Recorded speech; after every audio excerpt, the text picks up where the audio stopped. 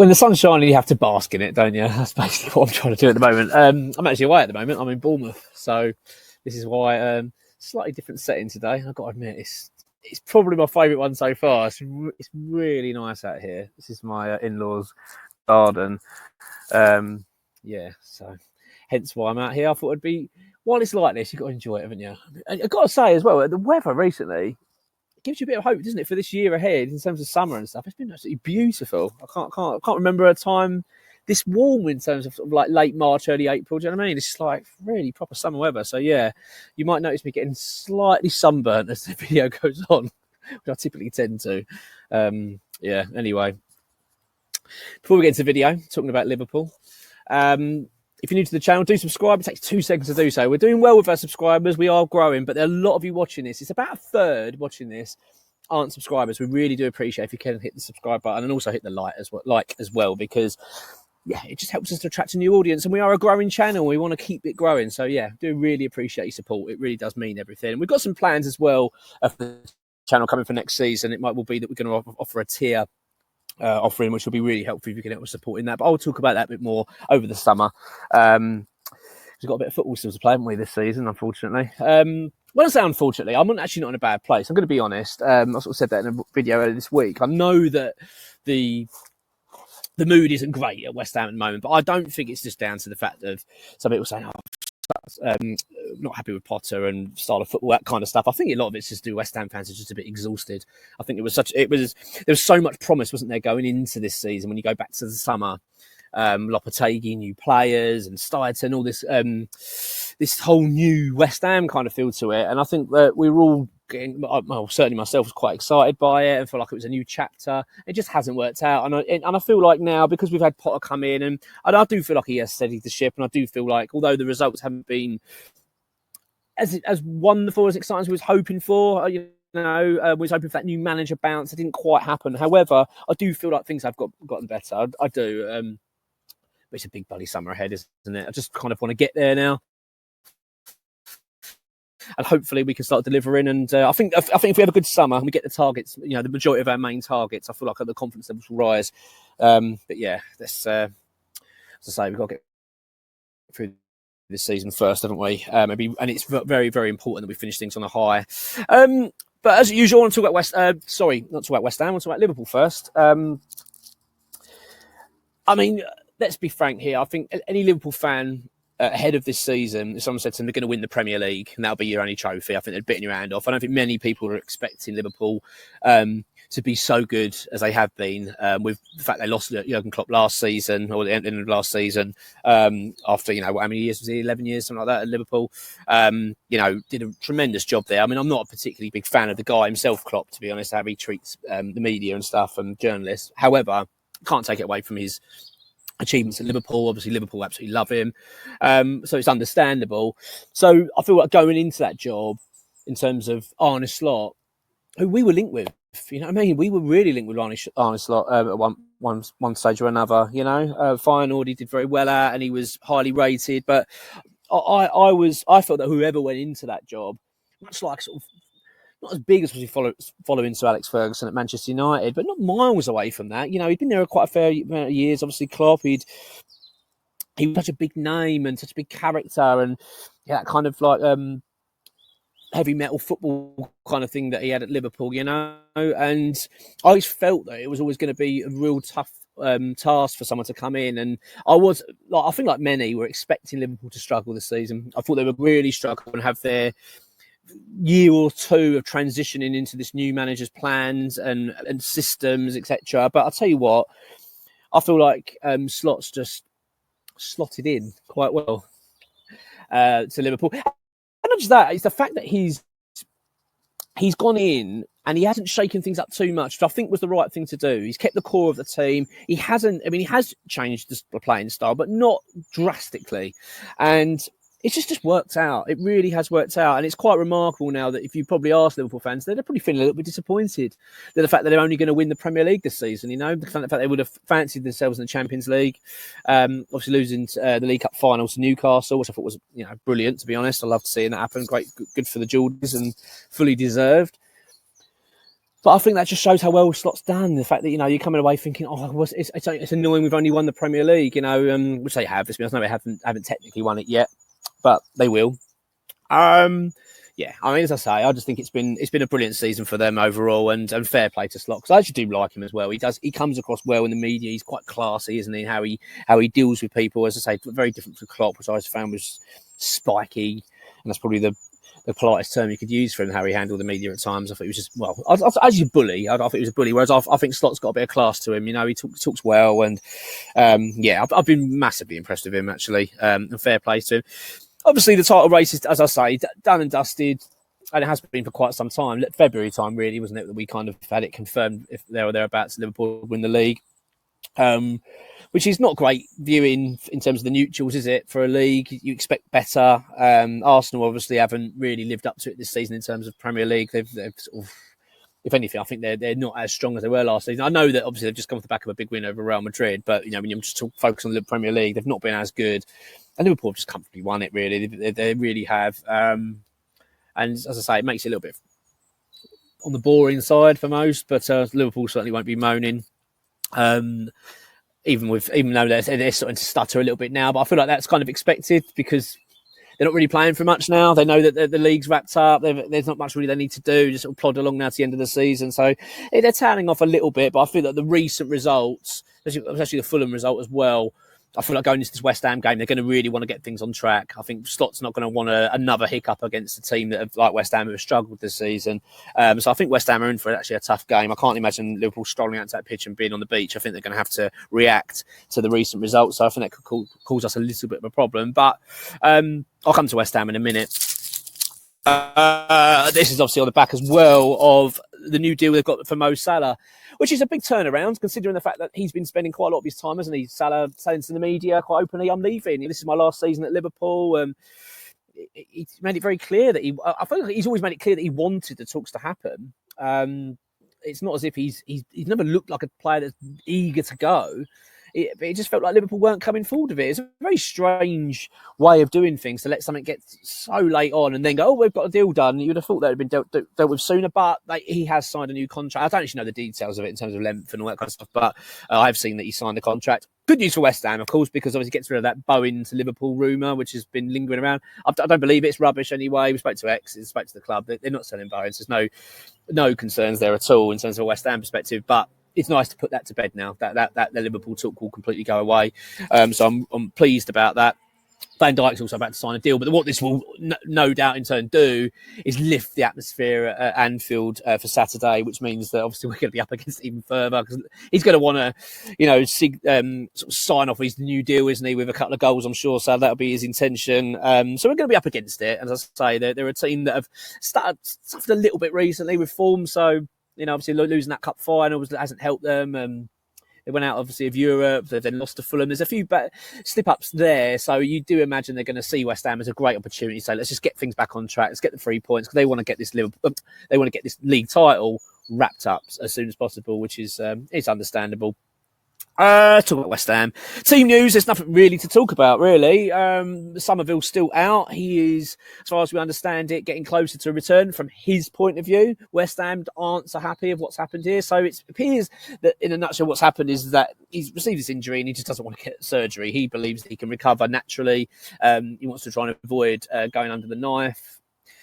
I've sort of given my views on it. I do feel like, at the end of the day, if the medical team are saying to you, look, this is what you need, this is how you're going to get better, I feel like that's probably what should be happening because there's a lot of concern at West Ham that he's going to recover and then come back and then break down quickly. So I think it's only going to be the proof's going to be in the pudding, isn't it? But he was targeting a return at the end of April, so you're talking 3 weeks, around that sort of time, 2 to 3 weeks, that he'll be back playing. So let's wait and see. We really do miss him, and it's just a shame, isn't it, when you consider when he got injured was Potter's first game, which was against Aston Villa, and he looked amazing. He was playing so well under him, and it's just typical, isn't it? Obviously, that's when Fullkrug went down as well. You never would have picked that Fullkrug would have been back sooner than Somerville. It's a typical bloody West Ham injury, this, isn't it? That mystery. We don't know what's going on. It's a flipping joke, but I'm frustrated with that one. Obviously, Mikel Antonio's still out. I'm not convinced we're going to see him play against West Ham. That's my gut feeling at the moment. I hope I'm wrong, but I do feel that might be the case. We're coming off the back of a decent-ish result. Obviously, a draw against Bournemouth. It wasn't the perfect performance overall. First half we struggled, especially the second half of the first half. But I thought the second half we were far better team. I felt the second half. And the introduction of Fullkrug made such a big difference, and having Bowen out his preferred position on the right, you could just see how much better West Ham are. And in terms of attacking threat, we look much better. And what I talked about in the review, it was an entertainment as well. That was the great part about it. Something we've been missing for so long, especially at home. I just feel like we've got to build on this now. We want to keep a bit of momentum going. We want to finish the season in decent form. It's so important. It's really important to Graham Potter, because you don't want to be going into this summer with fans feeling down, feeling not confident at all in what Potter's offering, and you don't want that lingering and hanging over the club. Not so much it's going to hamper us in terms of transfers. I mean, I do think we do need to finish the season well for that as well. We want to showcase a club that's turning a corner, that's going to have a good season next year, which I'm personally feeling. I'm still pretty confident we're going to. Maybe it's just blind of me, but I really do feel that this is a good appointment overall. I'm still going with that. Nothing's really changed my mind, to be honest. I've been pleased with how West Ham have looked better under Potter in terms of organisation. I've not been thrilled with the attacking threat, but again, I'm willing to accept that he's inherited a mess. In fact, I've made a bet with Gonzo, £10. I've said that we're going to finish in the top half next season. So easy tenner, that one. Yeah, so I really want to see West Ham kick on. It's really important. I appreciate this isn't the ideal, going away to Anfield. I mean, this is the ground that's just not good for us. But it's one win in 60 years, something ridiculous. So yeah, not fancying it, I've got to be honest. But that's not to say we won't go there and play well. I think that's the most important thing. How we perform, how we go about our business, and not roll over. I don't want to see a Lopetegui performance where we just, backs look terrible, and we've got to play well. And I think it's important. And you know what? I think we will. I do feel we'll go to Anfield and give them a game. I feel like what we need to see, I feel like what fans really want to see is that lineup to start with. That's going to go, he's got it spot on from the first minute.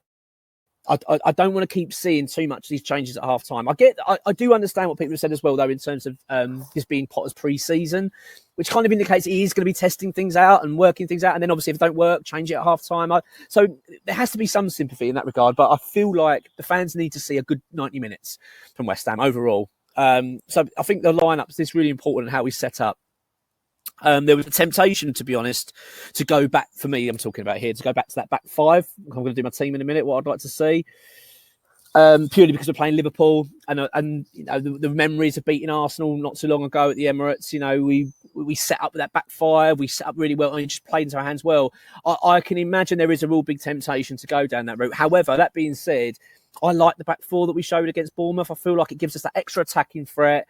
And at the end of the day, we're not really playing for anything. Let's be honest. We're not expected to go to Anfield and get anything. So maybe just stick with what we're doing, keep playing it and see how we go. And also Liverpool aren't in great form. It's not as if you've got a team that's battering teams every week and you're thinking, Christ, we're going to have to defend really well here, stand a chance. I feel like, the fact they've just lost to Fulham gives that indication that we can go there and do something. But as I say, I would be reluctant to get away from being too defensive in the lineup. I know that I can imagine if he does set up that way, I wouldn't be surprised. But I do feel that back four, I'd rather just keep going with this now. Don't go back again, then go back. You know what I mean? Let's just try and see how we can go forward now with that sort of lineup. Because as I say, we do look better in terms of going forward, most definitely. And as I say as well, just to finish up, I just still want to illustrate the importance I feel to get momentum now to the end of the season. We really don't want to be going into this summer under a cloud. We really don't. It's been a crap season as it is, and then the last thing we need is a sort of dreary end to it. Let's try and end positively. We've got obviously this game is a bit of a nightmare. Let's be honest. But you've got Tottenham home, coming up. Man United away. We've got some big games still to play. We've got Southampton at home next week, which you feel like, it's a great opportunity to get a decent 3 points and goals and lift the mood. So let's keep it going. I think it's really important. And I really just hope, not necessarily result-wise against Liverpool, but just that performance, that energy and determination to go there and play some good football. And I really hope we see that. So for my lineup, I'm going for the back four. I'm not going to revert back to a back five, although there is, of course, that temptation, I'd say, because of what happened at Arsenal. But no, I do feel, and let's be honest, even with the back four, you can still set up to play that low block system, to still play that counter attack. It just gives you more options going forward, and I do feel like we just look better. So yeah, this is going to be my lineup. Let me know what you think. Let me know, and if you want to slag it off or change it or whatever you think, or call me an idiot, whatever you want to say at the moment. Don't call me an idiot. Try and refer to that one. But you know what I mean. Give me your view and let me know what you think of the score in terms of what you think it's going to be. I'm going for Areola in goal. I want him gone. I'm not saying I want him gone. That's a bit harsh. I don't want him being our number one next season. I've said this enough times. Don't think he's good enough. He cost us a goal against Bournemouth again. Don't get me wrong. Look, he does pull for great saves. I know someone commented me and said that. Look at the great saves. The times he saved us and all that. It's not that I'm calling him a bad goalkeeper at times and saying he can't. He's just not reliable enough. He's not a number one goalkeeper for me. If you want to be a really decent Premier League side, you've got to have a really good goalkeeper, someone you can really rely on. He just isn't reliable. He really isn't. I'm sorry, but he isn't. And so I'm playing him in this game purely on the back to keep things rolling over. But I wouldn't be disappointed to see Fabianski come in. I'm even tempted to do it. Even slightly tempted to do it, but I'm not going to. A bit harsh. I'll leave him in. So I'm going to go Areola in goal. Back four, I'm going to go Wan-Bissaka, Jean-Claire Todibo, Max Kilman, and I'm bringing Emerson in for this one because I feel like Scholes is having a little bit of a wobble at the moment.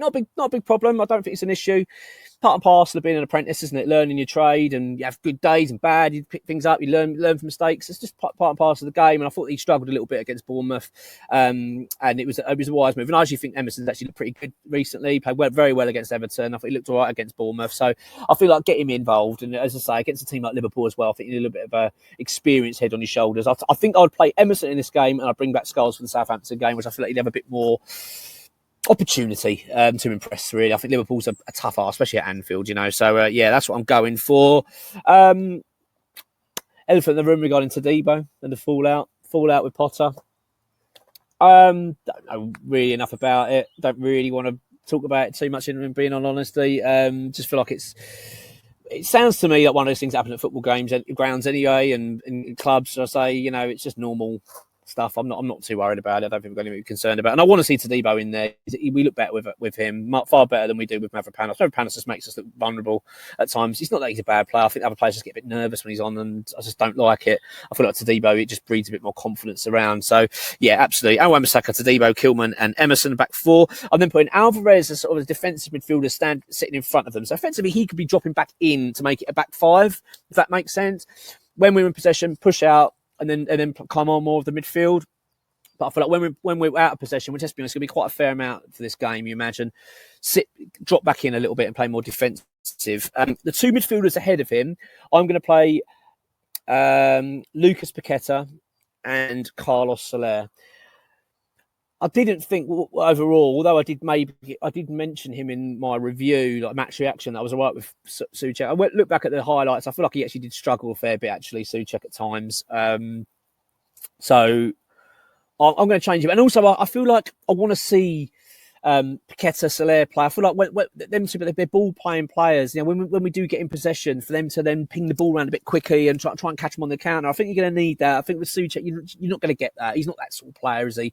He's not the sort of player that's a ball-playing footballer that's going to get the ball around quick and release others and get them involved in play. I don't see that happening with him. So I want to see Soler and Paqueta in the middle.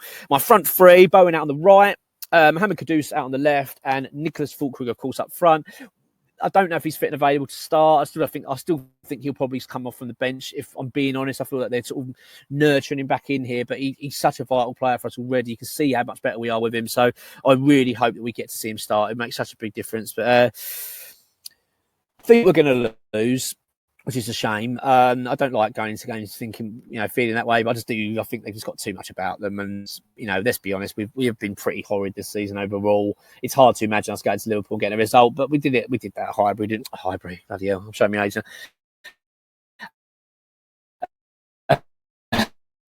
The Emirates.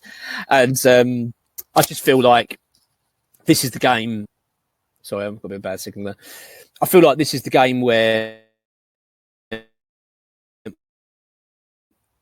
terrible place with it. So, yeah, I'm going to go with a Liverpool win. But I think it's going to be tight. I think we're going to give them a game. I think it's going to be 1-0 to Liverpool. That's my guess. But I hope I'm wrong. I hope it's the other way around. I hope it's another repeat of what we got at Arsenal. But you never know. Look forward to seeing your comments on this one.